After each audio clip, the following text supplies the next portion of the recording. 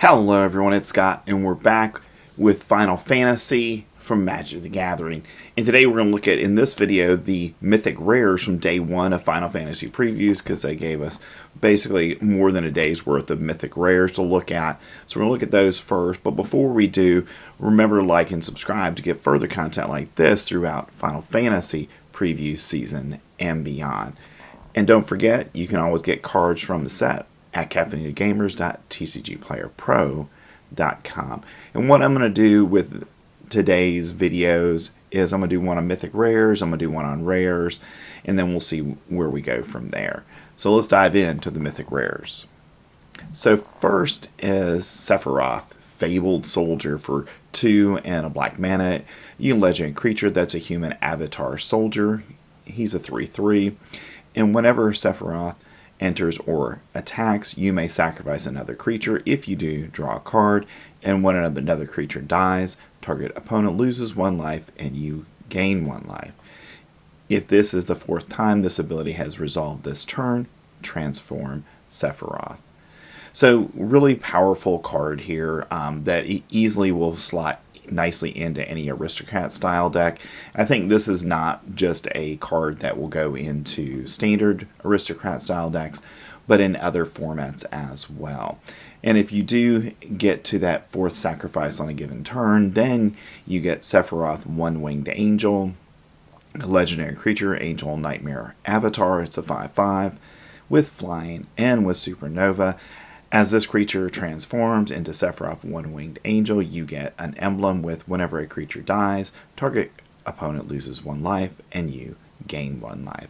And whenever Sephiroth attacks, you may sacrifice any number of other creatures. If you do, draw that many cards. So really powerful draw engine in black. And I can see this not only in aristocrat style decks, but I think black decks in general might be willing to do this, because we do have the mechanic from the current Tarkir set where you get to create 1/1 warrior or creature tokens or other tokens when a creature attacks. So I think there's going to be a way to really get Sephiroth going in standard. And it's going to be a really, I think, powerful card. Next, we've got Vivi Ornator. For 1, a blue and a red mana. You can legendary creature, that's a wizard. He's a 0/3, and for 0 cost, add X mana in any combination of blue and or red, where X is Vivi Ornator's power. Activate only during your turn and only once each turn. Whenever you cast a non-creature spell, put a +1/+1 counter on Vivi Ornator, and it deals 1 damage to each opponent. So really powerful card, and I think this probably is going to fit really well into the Quarry Steel Cutter decks. It's another card, it in essence has not prowess, but it has, hey, every time you cast one of those non-creature spells, you get that +1/+1 counter. And I think that makes it a very good card in that deck. And then the 0 ability, I think, is really an ability that could go bonkers in the right set of circumstances, where you can loop draw after draw after draw together and get, Vivi up to 5/6 power, or hit it with a monstrous rage, and then you've got all the mana in the world you want to deal with, and probably can win on that given turn. Next, we've got Traveling Chocobo for 2 and a green mana. You get a creature that's a bird. He's a 3/2, and you may look at the top card of your library at any time, and you may play lands and cast bird spells from the top of your library. If a land or bird you control enters the battlefield, causes a triggered ability of a permanent you control to trigger, that ability triggers an additional time. So Traveling Chocobo, I think, is going to be a really interesting card in standard and in other formats. That ability to look at the top card of your library is a nice green ability that we've seen before, but also having that ability to then double enter the battlefield trigger. So maybe this goes into a landfall deck, just to name one option. But I think we're going to find a home not only for this in standard, but probably in some other formats as well. Next, we've got Absolute Virtue. For 6, a white and a blue mana, utilize your creature that's an Avatar Warrior and is an 8/8, and this spell can't be countered. It has flying, and you have protection from each of your opponents. You can't be dealt damage, enchanted, or targeted by anything controlled by your opponent. So what this means, as long as Absolute Virtue is on the field, your opponent cannot deal you any damage, whether it's combat damage or direct damage of any kind, because it cannot target you. So things that wouldn't target your opponent maybe we'll be able to get through, but the way I'm reading this is it's just protection from everything that your opponent might do. So unless you have a spell that can kill Absolute Virtue, like a Go for the Throat or something, then once this is on the field, you're going to be kind of locked out of the ability to deal damage to your opponent. And I think this is a great top end for any Azorius control deck. When you get this on the field, basically you're locking your opponent out of the game at that point. Next, we've got Lightning Army of 1. For 1, a red and a white mana, utilize your creature that's a human soldier and a 3/2 with first strike, trample, and lifelink. And she has stagger. Whenever lightning deals combat damage to a player until your next turn, if a source would deal damage to that player or a permanent that player controls, it deals double that damage instead. So really powerful ability on lightning. I even think that in the current mouse deck that is in Boros colors, I think this slots in there nicely, because then all of a sudden all of your creatures are in essence getting a double strike type effect, because lightning would hit first, and then the next time any other creatures hit your opponent, then they would also cause additional damage. Now, the downside of lightning is it's 3 mana, it's a 3/2, it doesn't have haste, so if your opponent can kill it, then you're not going to get the benefit of it. But as long as your opponent can't kill lightning, I think it's going to be one of the most interesting cards from the set to build around. Next, we've got Cloud, Midgar Mercenary for 2 white mana. You get a legendary creature that's a human soldier mercenary and is a 2/1. When Cloud enters, search your library for an equipment card, reveal it, put it into your hand, then shuffle. As long as Cloud is equipped, if an ability of Cloud or an equipment attached to it triggers, that ability triggers an additional time. So this is Stoneforge Mystic back in Standard on a different card, but it's the same ability to go get any equipment out of your deck that you want. And I think that's going to be a very powerful ability, not only in Standard, but in other formats as well. So I think Cloud is going to see some play for us if we do indeed have an equipment deck in Standard. And I think based on what we've seen so far from this set, we're going to get a bunch of equipment cards from the Final Fantasy set. So given that, and the fact that we already had kind of a Boros style equipment deck with the Form Mirrodin ability, so I think there's a chance that Cloud just slots into that deck and really pushes that deck to a little bit more higher level of playability. Next, we've got Terra, Magical Adept for 1, a red and a green mana. You legendary creature that's a human wizard warrior and is a 4/2. And when Terra enters, mill 5 cards, put up to 1 enchantment card milled this way into your hand. And then she's got Trance for 4, a red and a green mana. You can exile Terra, then return it to the battlefield transformed under its owner's control. And you can activate only as a sorcery.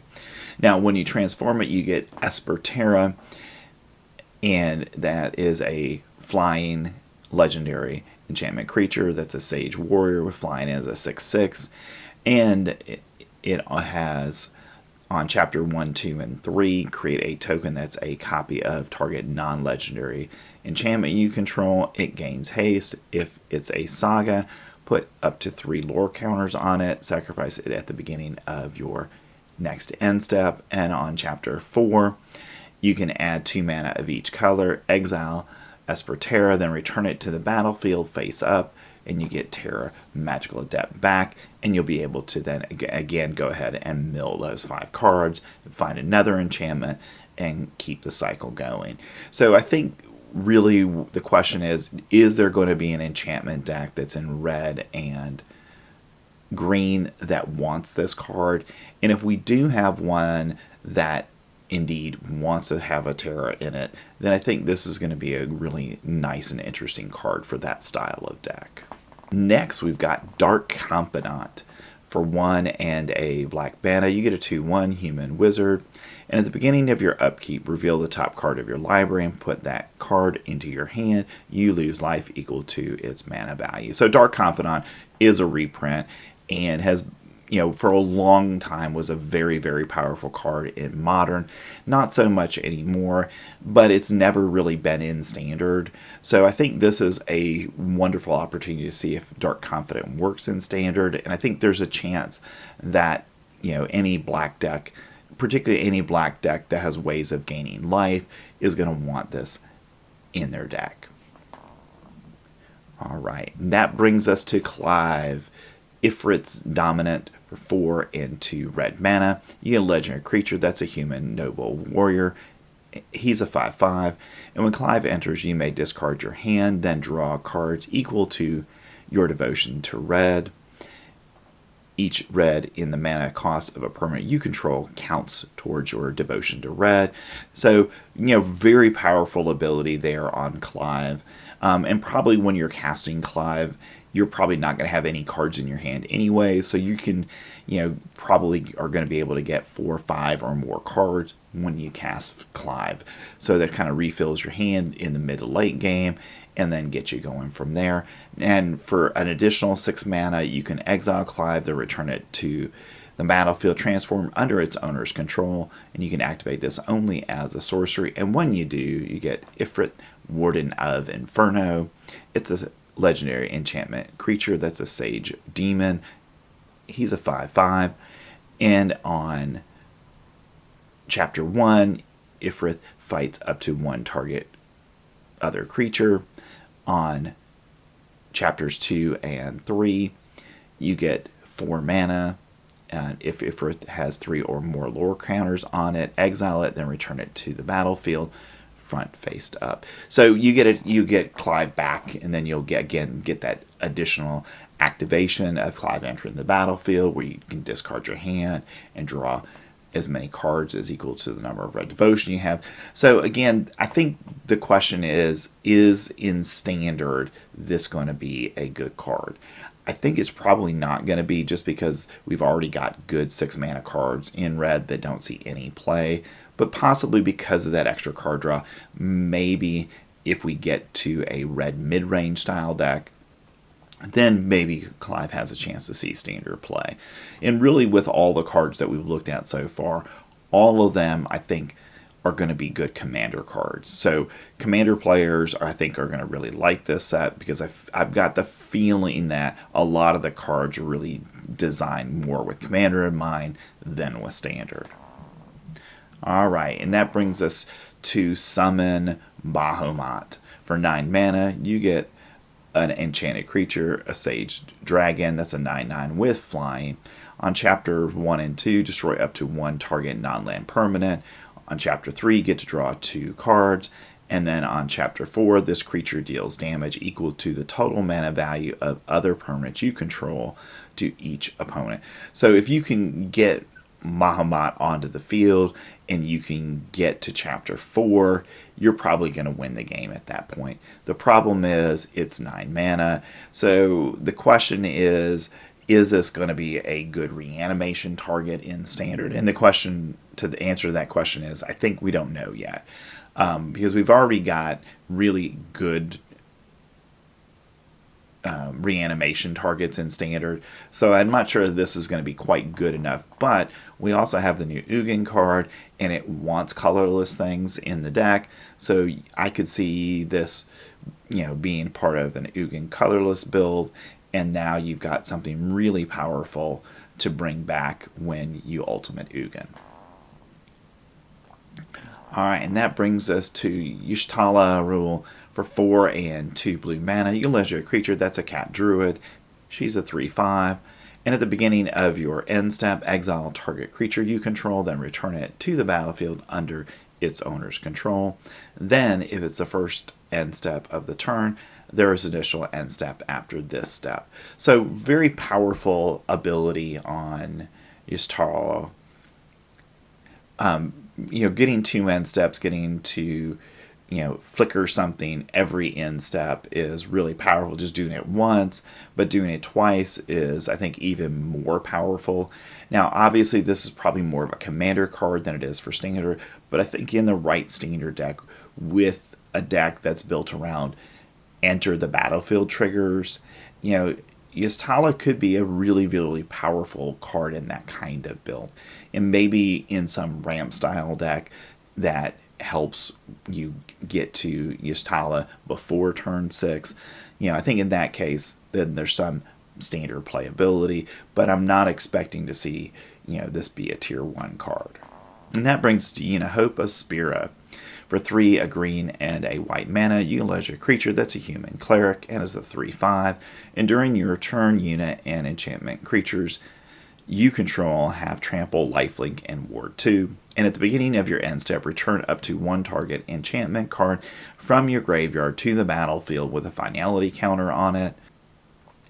A very powerful ability on Yuna to go into your graveyard, pull an enchantment out every single turn. So that to me looks like a deck that you really want to have sagas in, where you're going to exhaust those sagas, and then Yuna comes in, and Yuna each turn is going to be able to bring one of those back and give you additional value on those sagas. But it might be other kinds of enchantments as well, things that we can sacrifice to get value, and then we can have Yuna bring them back from the graveyard. So I think there is a place for Yuna in standard. The question is, what kind of enchantment build are we going to build around? But I feel very confident in saying that people are going to try to build around Yuna. All right, and that brings us to Kefka, Court Mage. For 2, a blue, a black, and a red mana. You can legendary creature that's a human wizard and is a 4/5. Whenever Kefka enters or attacks, each player discards a card. Then you draw a card for each card type among cards discarded this way. So very powerful ability there, forcing your opponent to discard cards and you drawing at least 1 every time that happens, probably 2 each time it happens. So I think Kefka in a Grixis build has a chance to see play, just because in the mid to late game, basically requiring your opponent to play every single card that they have, or Kefka is just going to take it out of their hand, I think is a really strong ability in standard. But again, in the format that we're probably going to see this more often is, of course, Commander, where you've got 3 players, and Kefka could draw you up to 4 cards on a single attack or enter the battlefield trigger. Now, for 8 mana, each opponent sacrifices a permanent of their choice, and you get to transform Kefka, and you get to activate that only as a sorcery. And when you do transform Kefka, you get Kefka, Ruler of Ruin, a legendary creature that's an avatar wizard with flying, and is a 5/7, and whenever an opponent loses life during your turn, you draw that many cards. So incredibly powerful ability on Kefka if you can transform it. And we do have things already in standard that help reduce the cost of activated abilities like this. So if we can kind of build around that, then there might be a way to make this really effective in standard. Now, the place, again, where we're probably more likely to see this is going to be in Commander, where you can really build your deck around getting Kefka to transform, and then getting Kefka, Ruler of Ruin, and then from there, really getting tremendous card advantage every time you attack with Kefka. All right. And those are the Mythic rares from day 1 of Magic the Gathering Final Fantasy spoilers. Tell me what you think. Did I miss something? I think we've got a number of cards that definitely can see standard play from the set, and we'll just have to see what else we get to build around. Thanks for staying to the end of the video, and I'll be back with a video looking at the rares from today's previews in just a minute. Thanks. I'll see you next time.